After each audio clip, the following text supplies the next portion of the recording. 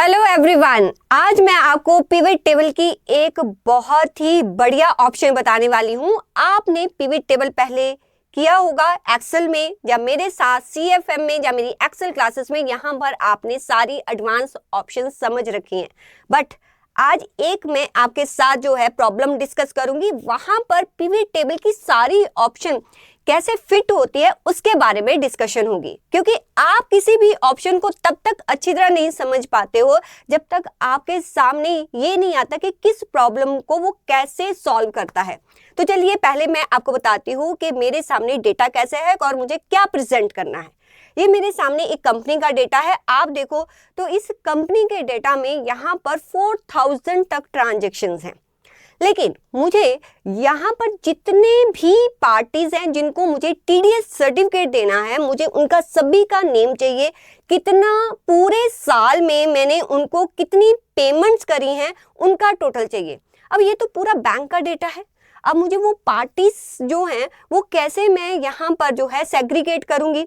सबसे पहला आपने इस डेटा की एंट्री अपने अकाउंटिंग सॉफ्टवेयर में कर रखी होगी, राइट? तो वहां से आप कंप्लीट सारी जो एंट्री है वो क्या कर लोगे, आप एक्सेल में यहाँ पर इंपोर्ट कर लोगे।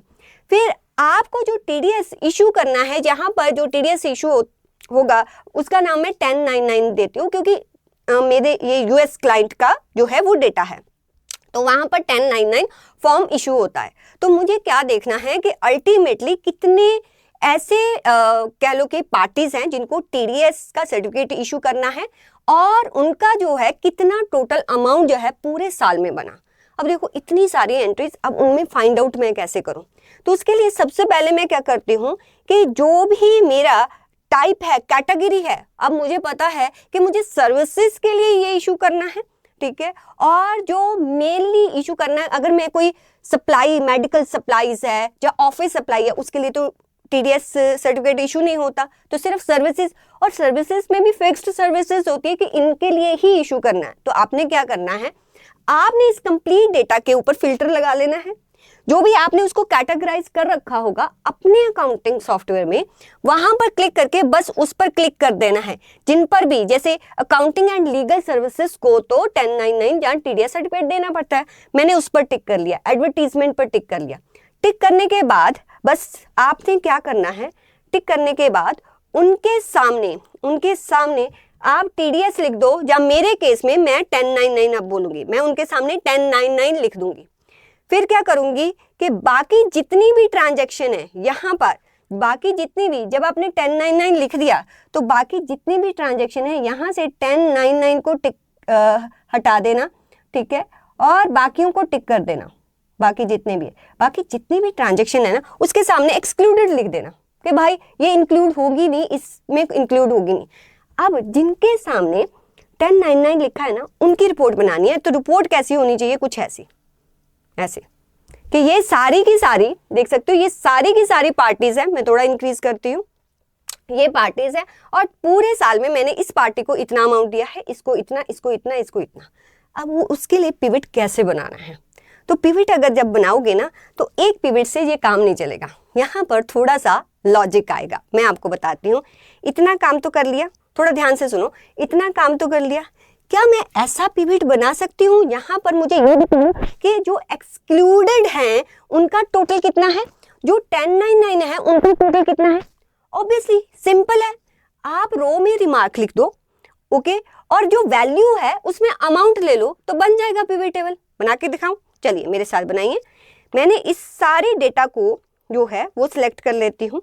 इस डेटा को मैं सिलेक्ट कर लेती हूँ, कंप्लीट डेटा को मैंने सिलेक्ट कर लिया। आप देखो 3000 समथिंग यहाँ पर डेटा है, और आपने यहाँ पर इंसर्ट पर क्लिक करके पिवट पे मैंने क्लिक कर दिया।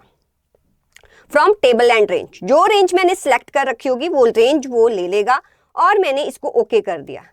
अब आपको जो है मुझे सिर्फ 1099 वाला चाहिए, ठीक है। तो मैं यहाँ पर क्या करूंगी, वो मैंने रिमार्क्स में लिख रखा है। मैं रिमार्क्स को कहाँ पर रख दूंगी, उठा के रोज में, और जो मेरा अमाउंट होगा, जितना भी मेरा अमाउंट है उसको मैं वैल्यूज में रख दूंगी।